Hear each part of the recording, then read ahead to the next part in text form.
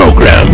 Mula sa Head News Center ng pinakamaraming himpilan at #1 na radio network ng bayan, RMN. Ito ang numero 1. RMN News Nationwide. RMN News Nationwide. Kasama ang KBP Golden Dove Best Newscaster, Weng de la Peña, at ang maasahang broadcaster, Buddy Oberas. RMN News Nationwide. RMN News Nationwide. Headlines. Ngayong umaga sa RMN News Nationwide. Mga nangungunang universidad sa Pilipinas na pag-iiwanan na ng mga pamantasan sa Asya. Philippine Navy sa Palawan dumipensa kaugnay sa mga nakakapasok na foreign vessel sa karagatang sakop ng Pilipinas.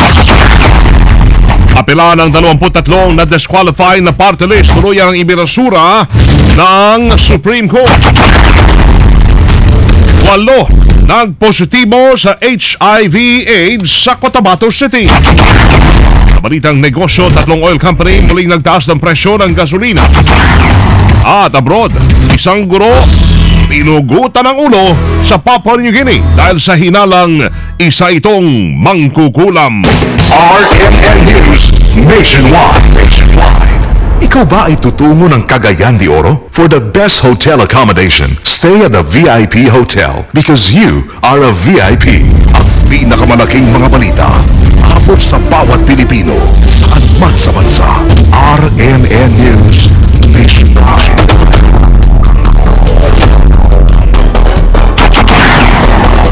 Buenos dias, Pilipinas. Umaga ng Martes ngayon, Hunyo 11, 2013. Ito po ang numero 1 RMN News Nationwide. Ako si Weng de la Peña. Tayo po ay live na live sa DWAR 103.9 RMN Palawan, DYHB 747 RMN Bacolod, DXBC 693 RMN Butuan at sa DYME 783 RMN Masbate. Live international via www.rmnnews.com at WRMN New York, USA. At syempre, sa lahat ho ng ating mga numero 1 AM radio station sa buong bayan. RMN.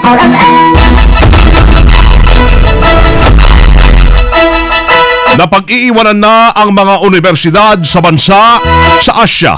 Ito ang lumabas sa ranking ng Quacquarelli-Symonds o QS sa mga Asian universities kung saan sinasabi ring nahihirapang paunlarin ang kakalidad ng mga universidad sa Pilipinas.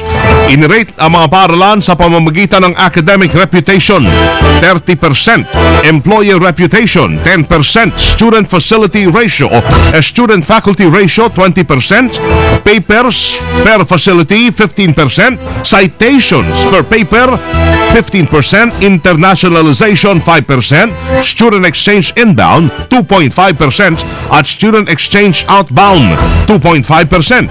Na-update ng University of the Philippines ang nasa taas sa 67th place mula ho sa 300 Asian institutions na sinundan ng Ateneo de Manila University na sa 109th place. University of Santo Tomas, UST, 150th place. De La Salle University, 151st place hanggang 160th. At ang University of Southern or Southeastern Philippines, 251st hanggang 300 place. Nangunguna ho sa nasabing ranking ang University of Hong Kong na University sa Hong Kong na University of Science and Technology. Ibinasura ho mga kasama ng Korte Suprema ang panawagan ng 23 bagong party list groups sa pagpapawalang bisa sa kanilang disqualification noong May 13 midterm elections. Ayon kay Supreme Court spokesman Teodoro Te, ang pagbasura sa kanilang petisyon ay dahil lumalabas na sila ay non-academic. Hindi rin sila sakop ng status quo ante-order ng Korte mula ho sa iba pang 52 disqualified na grupo. Ilan sa mga nasabing grupo ay ang alab ng mamamahayag, Alliance of Concerned Transport Organizations Inc., Courage Government Employees at ang One Ka Negosyo.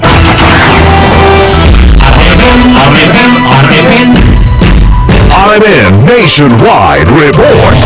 Dako na agad tayo ho, may balita tayo mula ho Palawan. Ang Philippine Navy sa Palawan dumipensa kaugnay sa mga nakakapasok na foreign vessel sa karagatang sakop ng ating bansa. Kasama natin live mula Palawan, Teddy Sabando ng RMN Palawan. RMN Report.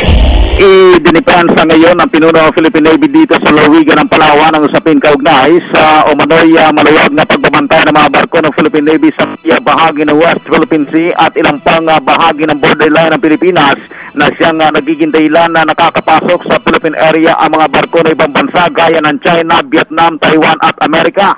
Base sa interview ng Radyo Mo Nationwide kay Commodore Joseph Rostom Peña, pinuno ng Philippine Navy sa Palawan, sinabi nito na masyadong malawak kasi ang borderline ng Pilipinas na nakaharap sa ilang bansa sa may West Philippine Sea. Bagamat tuloy-tuloy umano ang pagpapatrolya ng kanilang mga barko sa nasabing lugar, ay hindi maiiwasan na magpahinga rin ang kanilang mga tauhan pagkaminsan at mag-refuel naman ang mga barko nila. Dahil dito isa rin umano sa mga dahilan ng pamunuan ng hukbong pandagat sa lalawigan na may kakulangan din kasi ang kanilang mga barko na ginagamit sa pagpapatrolya sa borderline ng Pilipinas sa kanlurang bahagi ng bansa. Samantala kaugnay nito matatandaan na ilang barko na ibang bansa ang nakakapasok sa karagatan sakop ng Pilipinas. Kabilang na dito ang mga nahuhuli at namamata mga Chinese at Vietnamese fishing vessel na may bahagi naman ng Balabac, Palawan, gayon din ang mga barko na ibang bansa na nakakapasok sa may established island sa bayan naman ng Kalayaan, Palawan. Bukod dito nakapasok din at magkasunod na sumadsad noong mga nakalipas na buwan lamang sa may Tubataha Reef sa bayan ng Cagayancillo dito sa lalawigan ang barko ng Amerika na USS Guardian at isa pang Chinese fishing vessel. Lulan ang 12 mga Chinese national. Kamakalawa lamang ng gabi muling nakapasok na naman sa may bahagi ng Tubataha ang isang barkong pangisda ng Vietnam pero di naabutan ng mga park rangers ng Tubataha na humabol dito. Kasama mo sa Armen Palawan, Eddie Sabando, Tatas, Armen. Mula Palawan, dumako naman tayo ng Mindanao mga kasama ngayong umaga. 8 abay nagpositibo ho sa HIV/AIDS dyan ho sa Cotabato City. Kasama natin sa balita, Daisy Mangod ng RMN Cotabato. RMN Report. 8 kaso ng Human Immunodeficiency Virus Acquired Immunodeficiency Syndrome o HIV/AIDS ang naitala dito sa Cotabato City. Ayon kay Cotabato City Health Officer Dr. Marlon Niñol, nasa 20 hanggang 30 anyos ang mga nagpositibo sa HIV na pawang mula sa gay community. Nadiskubrean niya ito nang sumailalim sila sa pagsusuri ng Alliance Against AIDS in Mindanao, isang NGO na nagmo-monitor ng AIDS cases sa Davao City. Ayon kay Dr. Niñal, kanilang napag-alaman ang naturang sakit ay nakuha sa pamamagitan ng tinatawag na males having sex with males o MSM. Nakaka-alarma ito ayon pa kay Dr. Niñal, kaya prioridad nila itong matugunan upang hindi na madagdagan pa ang kaso ng HIV dito sa lungsod. Mas paiigtingin pa nila ang community awareness kampanya laban sa HIV infections. Balak na rin ng City Health Office na magtayo ng social hygiene clinic. Dapat na available ang services ng Health Office, partikular na sa mga may HIV na, upang hindi na makahawa. Dagdag pa ni Dr. Niñal.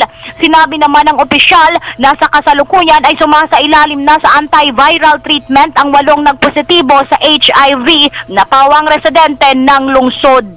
Kasama mo sa RMN Cotabato, Daisy Mangod, Tata, RMN. Radyo Mo Nationwide.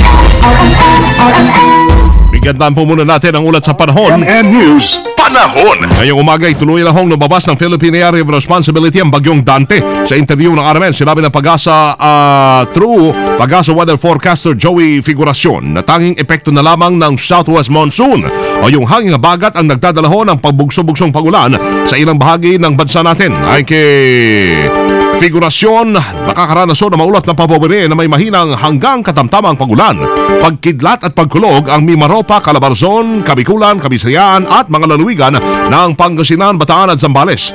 Habang magiging bagyang maulat naman hanggang sa maulap na may pulo-pulong pagulan, pagkidlat, pagkulog lalo na sa dakong hapon o gabi ang Metro Manila at ang ibang partihon ng bansa natin.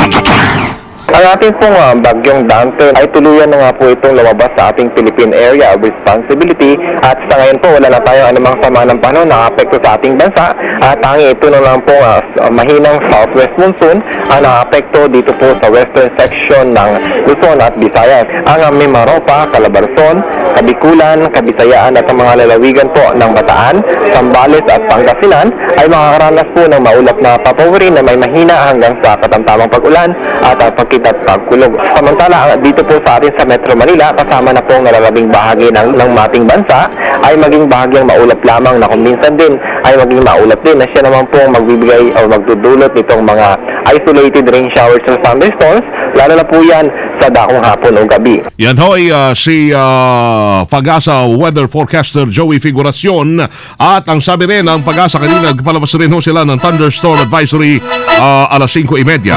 Tapos na ho ang summer at panahon na nga ng tagulan. Ayon sa Pag-asa, base ito sa pagbabago ng kondisyon ng hangin, pagbabago sa ulap, at madalas sa pagulan at pagkulog at pagkidlat. Ikinukonsidera rito ng Pag-asa ang dami ng ulan na nasukat sa 8 weather stations, kabilang rito ang Metro Manila, Lawag, Vigan, Dagupan, Iba, Zambales, Ambolong, Batangas, San Jose, Mindoro at Iloilo. Kagabi, tuluyan na ho nakalabas ng bansa yung bagyong si Dante, pero patuloy pa naman itong nakakaapekto sa southwest monsoon sa kanlurang bahagi ng Southern Luzon at Visayas. Tourism industry apektado na ng flight congestion sa NAIA. Kasama natin sa balita, Joyce Adralan. RMN Report. Umaapela ang Federation of Tourism Industries in the Philippines o FTIP sa pamahalaan na solusyonan na ang malaking problema ng flight congestion sa NAIA. Ayon kay FTIP President Aileen Clemente, malaking kawalan sa pamahalaan ang pagkakataon na tanggihan ang mga foreign flag carrier na magkaroon ng ruta sa Pilipinas. Reaksyon ito ni Clemente matapos hindi pagbigyan ng Civil Aeronautics Board ang aplikasyon ng Jet Airways at Oman Airways na magkaroon din ng regular na biyahe sa Maynila. Ayon kay Kablasa, ang Jet Airways ang ikalawang pinakamalaking carrier sa bansang India na may 21 international destinations at 11 code-sharing AF agreements sa iba pang malalaking airline company sa buong mundo. Habang ang Oman Airways naman ay lumilipad na sa 19 na destinasyon at may 3 code-sharing agreements sa iba pang higanteng mga airline company sa buong mundo. Sinabi pa ni Kablasa, ang India ay isa sa top 20 countries na nagdadala ng turismo sa Pilipinas, isang magandang oportunidad sa bansa para lalong mapataas ang kita sa sektor ng turismo. Una rito, isinisisi ng CAB sa flight congestion sa NAIA ang pagtanggi sa aplikasyon ng Oman Airways at Jet Airways na magkaroon ng regular na flights sa Pilipinas. Kasama mo sa NAIA, Joyce Adra, Tatak RMN. Radyo mo nationwide. Ika-150 anibersaryo ng Palasyo Ginugurita. Kasama natin sa balita, Deo de Guzman. RMN Report. Ipinagdiriwang ngayong araw na ito ang Sesquicentennial o ang ika-150 anibersaryo ng Palasyo ng Malacanang bilang opisyal na tahanan ng mga presidente ng Pilipinas. Ayon kay Presidential Spokesman Edwin Lacerda, naglabas ang Presidential Communications Development and Strategic Planning Office ng online commemoration ng nasabing selebrasyon ng Malacanang mula sa pagiging rest house at official residence ng mga gobernador general hanggang maging tahanan ng mga naging presidente ng Pilipinas. Ilalabas ang nasabing online commemoration sa website ng PCDSPO at Presidential Museum and Library at sa www.malacanang.gov.ph. Kasama mo sa Palasyo ng Malacanang para sa DZXL 558, Deo de Guzman, Tatak, RMN. Radyo mo nationwide. Ang Ayala Management hindi makakalusot sa investigasyon sa 2 Serendra Blast. Kasama natin sa balita, Rhea Mamoga. RMN Report. Hindi pa rin makakalusot ang management ng Ayala sa posibleng liability nito sa May 31 Serendra Blast incident na ikinamatay ng 3 katao at pagkasugat ng iba pang individual, kabilang na dito ang occupant na si Angelito San Juana. Ayon kay DILG Secretary Marojas, napakarami pang dapat silipin upang matukoy kung sino ang may kapabayaan sa pangyayari. Sinabi pa ni Rojas na ilan sa mga kinakailangang maimbestigahan ay ang plano ng istruktura, maging sa kung nasunod ba ang sinasabi sa plano, pati ang safety devices, habang di rin lusot sa kung sino ang nagsisilbing supplier ng mga ito. Maging ang occupancy permit na inisyo ay mahalaga ayon sa kalihim na masuring mabuti para malaman ang mga posibleng managot sa insidente. Kasama mo sa Quezon City para sa DZXL 558, Rhea Mamogay, Tatak, RMN. Radyo mo nationwide.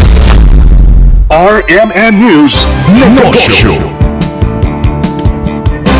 Mulihong nagtaas ng presyo sa gasolina ang tatlong malalaking kumpanya ng langis.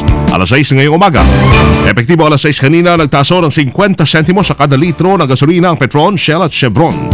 Nag-rollback naman ang mga ito ng 15 sentimos sa kada litro ng kerosene habang walang paggalaw sa presyo ng diesel. Ito'y bunso na rin ng umano ng paggalaw ng presyo ng langis sa pandaigdigang merkado. RMN News Abroad. Sa Papua New Guinea, pinugutan ng ulo ang isang guro habang sinaksak naman ang tatlo nitong kamag-anak matapos akusahan ng mga ito ng kanilang mga kapitbahay na mga mangkukulam. Kinilala ang biktimang si Helen Rumbali na kinuha sa kanilang bahay kasama yung kapatid at dalawang pamangkin nito bago sunugin ang kanilang tirahan. May matibay umanong ebidensya mga suspect na gumagamit ng black magic ang nasabing pamilya at itinuturing pumatay sa isa sa mga kababayan nila sa pamamagitan ng kulam. Inala naman ni Chairwoman Helen Hakiana ng North Bougainville Human Rights Committee maraming naiinggit sa pamilyang ito dahil mas nakakaangat ito sa mga kapitbahay. Posibleng managot naman sa mata sa mga sangkot sa pagpatay sa mga magkakamag-anak. Mga kasama, live na live pa rin mula ho dito sa RMN News Center sa Makati City, Metro Manila, Philippines. Inyo pong narinig ang numero 1 RMN News nationwide ngayong Martes ng umaga, June 11, 2013. Sa mga taga Davao, susunod na ho diyan sila kasamang Bernard Pantaleon at Miss Elmiral. RMN News Diretso, Balitang Davao sa numero 1 pa rin, DXDC 621. At panoorin ho yung naging pagbabalita namin ngayong alas 7 ng umaga. Sa YouTube, i-type lamang ang RMN News Nationwide. Kasama nyo sa serbisyo publiko. Sa pangalan po ni Buddy Oberas, ako si Weng de la Peña. Dito pa rin ho yan sa tahanan. May pinakamaraming number 1 sa 2013, pinakamaraming himpilan sa 2013 ang RMN Radio Mo Nationwide. 60 years ng maaasahang public service nationwide. Live via satellite. RMN News Nationwide. Buong bansa sa boses ng balita. RMN News Nationwide. Oras na hatid ng PhilHealth ay tatak alas 7:18 ng umaga. Tatak RMN. Aba, masaya yata ang kumari ko ngayon ah. Anong nangyari? Oo, masaya ako. Dahil nakasama ang pamilya ko sa talaan ng National Household Targeting System ng DSWD. Oh, ano ngayon? Ano ka ba?